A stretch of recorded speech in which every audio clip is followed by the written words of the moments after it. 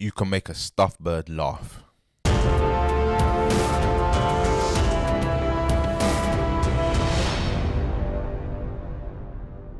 Hello everyone, we're back again with another review. Today we're going to be talking about Mangrove. Before we get into that though, if you're new to the channel, please remember to subscribe and hit the like button. Now, Mangrove is part of a series of 5, they're called mini films, but I mean this film was 2 hours, so I don't know what's mini about that. And they're all directed by Steve McQueen. Steve McQueen you'll probably recognize from Widows, I love that movie. He did Shame, he did Hunger, and he did 12 Years a Slave. This film was released on the BBC here in the UK and it's on Amazon Prime in America and the rest of the world. The film's cast is filled with brilliant black British actors. The main two are Letitia Wright, who plays Althea Jones, and Sean Parks, who plays Frank Critchlow. The film tells the true story of the Mangrove Nine who clashed with the police back in the 1970s in London, and that led to a landmark case in British history.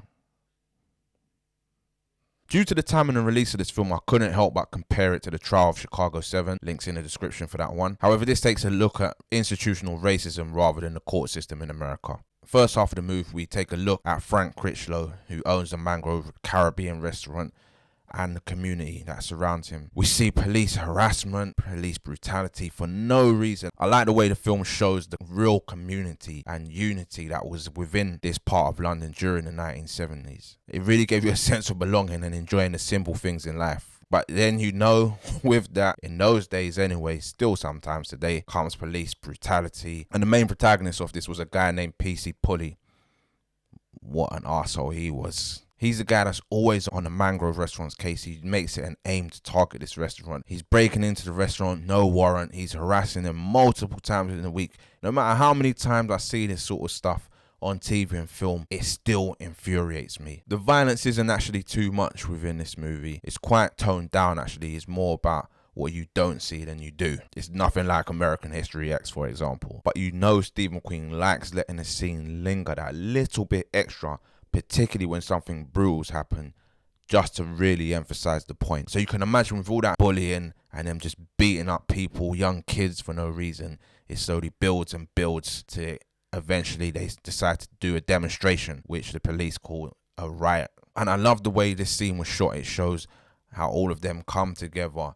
And I love the music underneath this. It was like a crescendo. It was building, the intensity was building. And then it just transitioned to a year later. This really pissed me off. It was building so well. Everything was so pent up. You could feel the frustration. But then you don't see anything. Steve McQueen elected to just cut to a completely different scene and it's a year later. I don't know why that decision was made, but it really annoyed me. You can't just build this scene up and then you don't see anything that actually happens. So with that, we move on to the courtroom. The case is being tried at the Old Bailey, which is a beautiful, grand, historic building. I've never been there, thankfully, but it's an amazing sight nonetheless. The Old Bailey at this time was only reserved for serious cases against the government, so they were clearly sending them a message when they tried the case here. And unfortunately, the second half of the movie in the court is where the film lost me. The film just slows down. It felt like it was just going through the motions. If you've seen any courtroom movie, you've not seen anything new here. And the difference between this and Chicago 7 was the dialogue, the wit,